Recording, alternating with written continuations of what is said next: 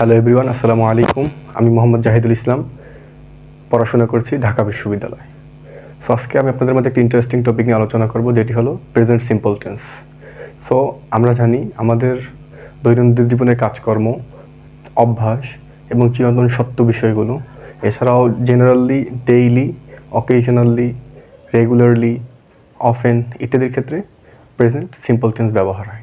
So present simple টেন্সের structure হলো subject plus ভার্বের বেস ফর্ম অথবা S by ES plus extension. So example, I play football. সো এইটার একটি নোট আছে, ইন্টারেস্টিং বিষয়, যেমন আমরা বলেছি ভার্বের শেষে এস বাই এস যুক্ত হবে।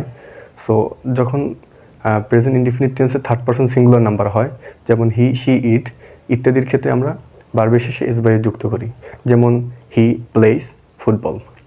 এছাড়া আমরা যখন প্রেজেন্ট ইনডিফিনিট টেন্সের নেগেটিভ সেন্টেন্স ব্যবহার করি, তখন আমরা এই স্ট্রাকচারটি ফলো করি, যেটি হলো সাবজেক্ট প্লাস ডু নট অথবা ডাজ নট প্লাস ভার্বের base form plus extension plus প্রশ্নবোধক চিহ্ন। যেমন do you complete your lesson, তুমি কি তোমার পড়াশোনা কমপ্লিট করেছো কিনা। সো এটা হলো প্রেজেন্ট সিম্পল টেন্সের সাধারণ উদাহরণ। সো আশা করি ভিডিওটি আপনাদের কাছে ভালো লাগবে। সো ভালো লাগলে অবশ্যই আমার পাশে থাকবেন। আসসালামু আলাইকুম ওয়া রাহমাতুল্লাহি ওয়া বারাকাতুহু।